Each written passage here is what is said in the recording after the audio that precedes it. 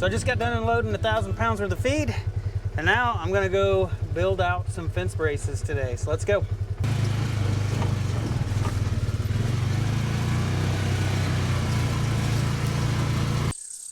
First thing I need to do is get a measurement here.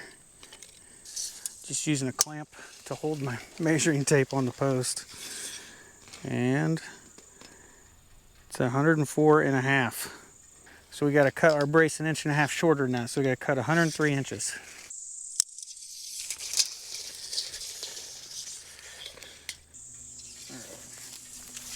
Now our angled brace.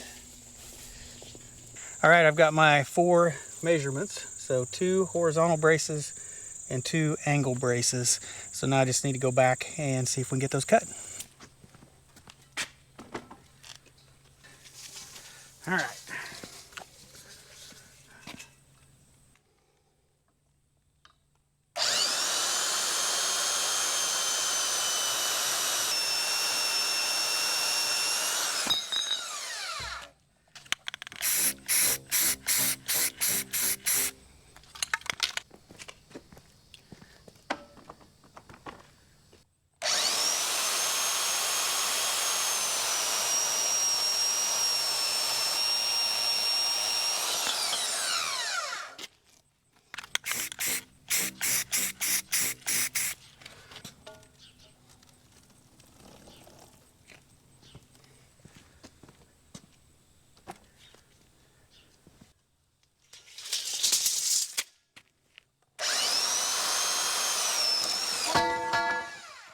Well, for my paint job, rolled that whole pipe. Let's get it in this notch. There's a notch in the sawhorse. I think it actually grips the pipe better.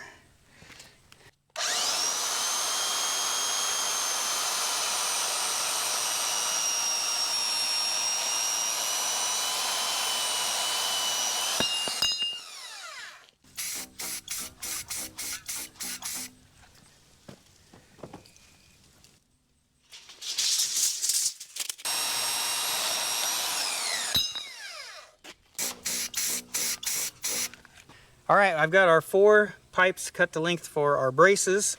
And to be able to put this all together, I'm using the Bekeart pipe brace kit. This is a HN kit, so it has a horizontal and then it also has an angled brace bracket inside of here.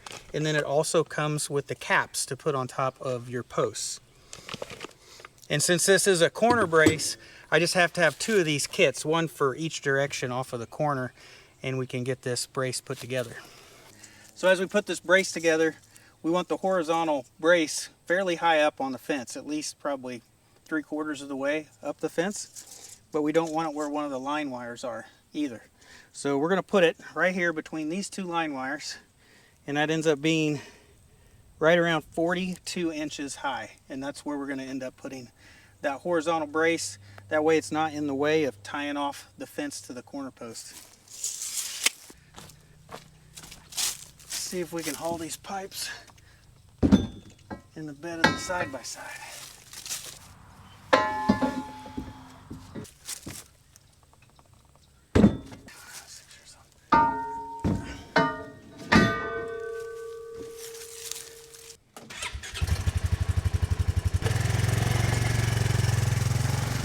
I'm gonna mark 42 inches on the post. So I've got 2 of these corner clamps. So one of these is going to go in each direction. I'm going to point it with the bolts inside the pasture. That way it's not easy for somebody to screw with it.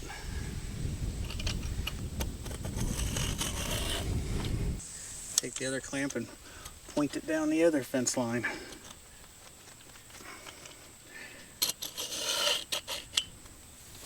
Now we're going to go ahead and tighten this clamp up.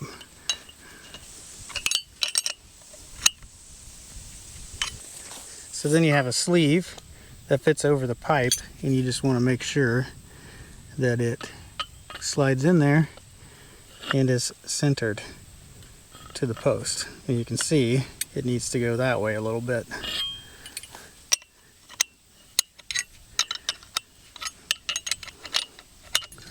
All right, I readjusted it. And now when it slides in, it's perfect against the post. That's what we want.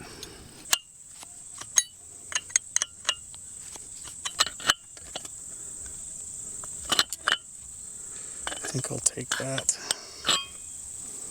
Now on the middle post, I'll mark 42 inches as well. We'll just follow the contour of the ground. You could probably do them level if you wanted. So on this middle post, you have like a 2-bolt clamp, and basically one end is going to point toward the end of the brace, the other one points backwards toward the corner. So I got this one where it's loose enough where I'll still be able to slide it up and down for now. So just slide my sleeve over the end and get it to engage the bolt. And then hopefully I can do this one without dropping anything. Put the sleeve on this side.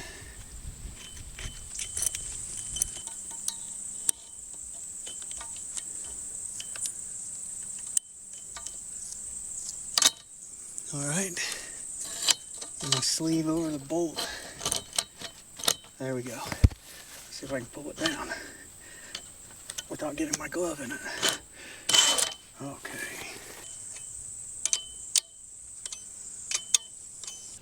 Now we just make sure our sleeve is up against the post, and we put our flange nut on here, and then we tighten this up. And that's going to give it a little bit of compression here on the end as well. Hope I hold everything in place. Alright, got the first horizontal brace put in. Now we're going to go ahead and put the angled brace in. So on the end post, it has a 1-bolt clamp also. And I'm going to go ahead and put that on. I'm just going to slide it all the way to the bottom, to the ground.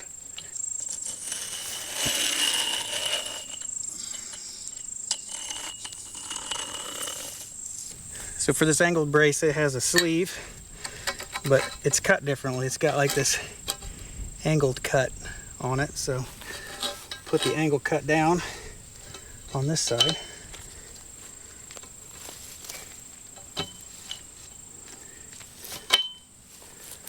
And we'll put the angle cut up on this side.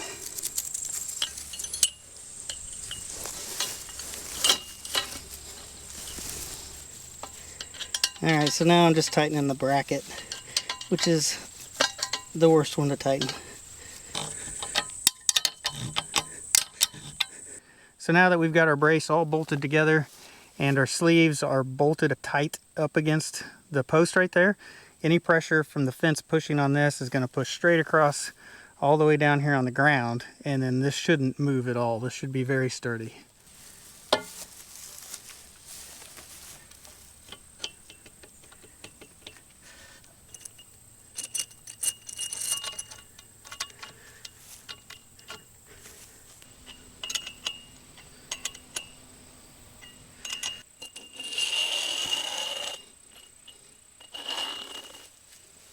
Now the part everybody's been waiting for.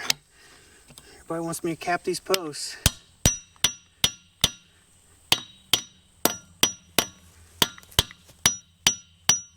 Hopefully you can see I really couldn't cap them until I got these brackets on there.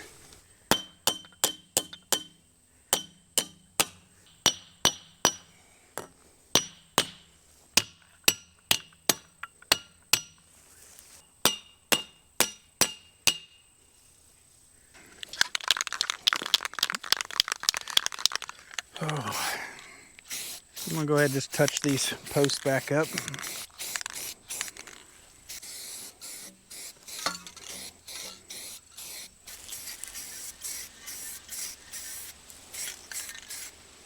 All right, I've got my corner brace all built out, and the only thing else I want to mess with is these T-posts along this fence run.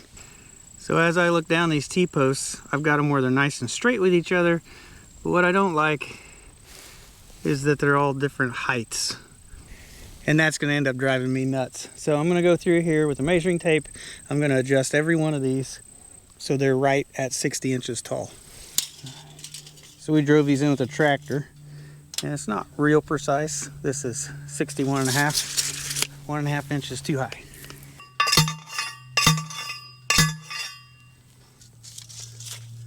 There we go, 60 inches right on the dot. Oh, that one's good.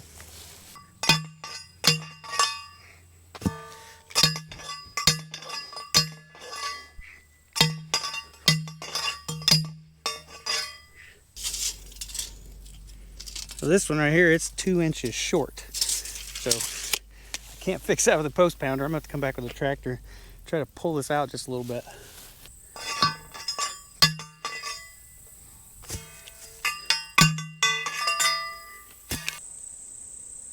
Well, I think that this fence run is about as good as it's gonna get. I mean, everything's ready. So all the posts, T-posts are all straight up and down. They're all the right height. Our brace is built, and yeah, it's as ready as it's gonna get. I just need to come out here and start installing the fixed knot fence on here, but it's a little late in the day today to do it. So I'll just come back another day. I can't remember the length of this. It's somewhere, I think, around 300 foot to this corner. So it's going to take a little over, like a 1.5 rolls of fence to be able to do this one. All right, I just grabbed the mail and I got a new fuel pump. That's what this little bitty thing is for the 0 turn. So it's been having trouble running, and it could be several things, of course, but it gets to where it only wants to run on choke, and it acts like it's starved of fuel. So I think these are only like 20 bucks, 10, 20 bucks or something. They're fairly cheap. So I'm gonna try the fuel pump first and see if I can swap this out. See if we can get her to start.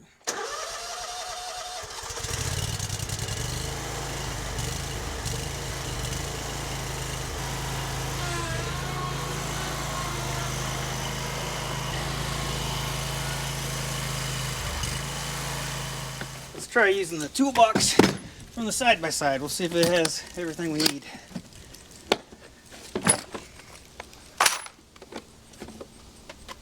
So the problem with the lawnmower is intermittent. Sometimes you can mow for like a half an hour before it happens, and then other times you start it up and it just happens immediately. So it's been kind of a pain to try to diagnose. It seems like every time you do try to work on it, it wants to work that day.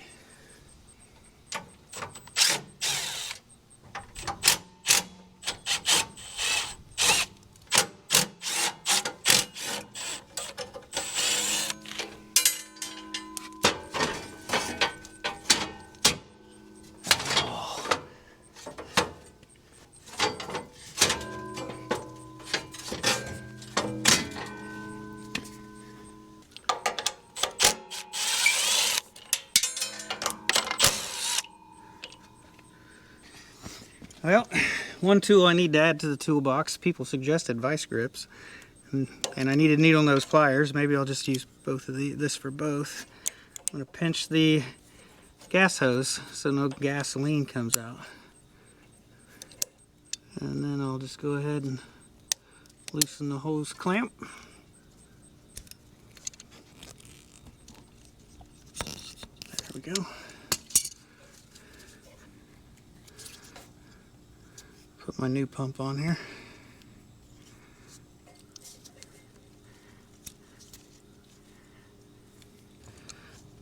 Probably another set of pliers would be good to add as well.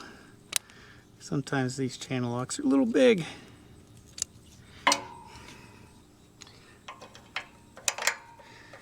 Pretty simple replacement there.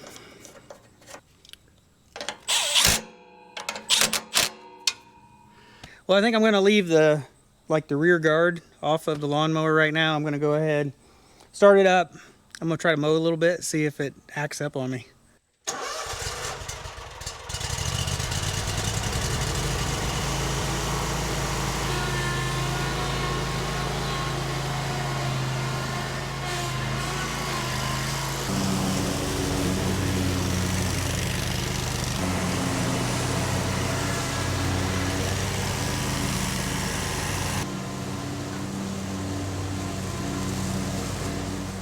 So I've been mowing now for 40 minutes. I've got this whole area up front along the side of our property where we have all these chestnut trees planted. I've got it all mowed. And this thing did not mess up on me a bit. Didn't miss a beat. And judging from the way it has acted before, I would assume that this would have screwed up by now. So it appears that it's fixed. And a fuel pump is a fairly cheap fix. Now I should probably thank my dad. He's the one that actually gave me the suggestion of trying the fuel pump. He's always been like a small engine guy, always repaired lawnmower engine, chainsaw engines, stuff like that. And one night he came over and I tried to get this to screw up. And of course it wouldn't mess up that night. I wanted him to hear the engine and how it would run. And we talked about it, and he said it sounded like it was starved for fuel, and he suggested changing the fuel pump. He said sometimes, I think there's a rubber bladder in there, and they can get like a crack in the rubber or something, but he said, you know, that those fuel pumps can fail, and he suggested trying to replace it. And right now it's looking like he was right. So time will tell. We'll find out whether this is all it needed, but so far so good. So I've been wanting to mow around these chestnut trees because we actually do have chestnuts on them this year. If you look, you can see these burrs, and there's several here on the tree. And it appears they have nuts in them, because if they don't, they end up being more like golf ball kind of size. And some of these are as big as a tennis ball. They're pretty decent size. And yesterday I came out here and I found the first chestnuts that had fallen on the ground. So I know the rest of these chestnuts will start falling off over the next month. So I really wanted to have this area mowed so that they'd be easier to find. Now this tree right here, this is the one that I found chestnuts under. This is an 7-8-year-old tree. And while I was mowing, I see another one right here. Look, here's a chestnut right there. And it came out of this burr right there. So there's all the chestnuts from that burr right there, total of 3. Sometimes there's 2 or 3 in each one. So I can see there's still a couple burrs up here that are turning brown, so they're probably going to fall off. If you shake the tree, sometimes they'll fall off. Oh, yep, I got hit. All right, so here's a burr, and then just going to take my foot and I'm going to roll it. And there we go. I got it opened up without having to have gloves. Look, 3 more chestnuts. And then that one, it had opened up on the tree and they were falling out. There was still at least one inside of it. So the trees through this section right here, these are younger. These are probably, I don't know, 4 or 5 years old. And they've got a bunch of chestnuts on them too. So this is the first year that we're producing chestnuts, and it's on trees anywhere from 4 to 8 years old. So here's the chestnuts we just picked up, and then here's the ones I found yesterday. Quick count there, looks like somewhere close to 30 chestnut seeds. And that's just off 2 trees, so there'll be quite a bit more over the next few weeks. So I always have people ask me, why am I planting chestnuts? Well, the first reason was to attract deer, so that you could have lots of deer on the property to watch or to be able to hunt. Once the deer kind of learn what it is and they learn to eat it, apparently like deer candy. I mean, it's something that they really like. And the second reason came from one of the homesteading books that I had read before we moved out here. And one of the ideas in there was, if you have a bunch of nut trees, like chestnut trees, you could collect the nuts and you could feed them to your pigs. It could be a food source that you get annually to be able to raise pigs off of, or at least supplement the feed for pigs. And I guess another reason is you can eat them yourself. You can roast chestnuts and eat them. I've never tried that, and now that we have some, we may go ahead and try to roast some up and see what they taste like. But I think I'm going to try to feed some to the pigs sometime soon once we collect some up, and we'll see if the pigs will actually eat them.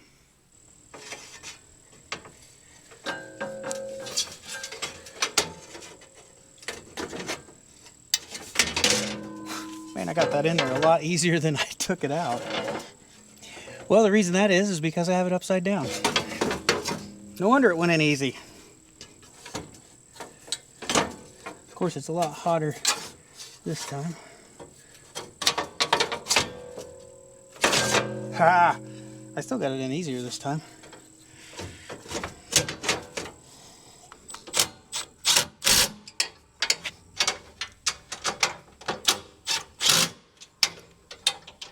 So I'm sure Rebecca is going to be happy to hear that the lawnmower's fixed. She does most of the mowing around here. Probably 99% of the mowing she does. And she has been fighting this for the last several weeks, maybe like a month and a half. She's been kind of fighting with this. And she's been on me about getting it fixed. I've kind of pushed it off a little bit. So I'm probably in the doghouse a little bit for letting it go so long. But I finally got the parts ordered this last weekend. And apparently it's fixed today. At least we hope so. But anyway, guys, I think that's going to be it for this video. Rebecca got home a few minutes ago, so I can go tell her the good news about the lawnmower. And then I can relax the rest of the night. So hope you guys have a great day. I'll see you in the next one.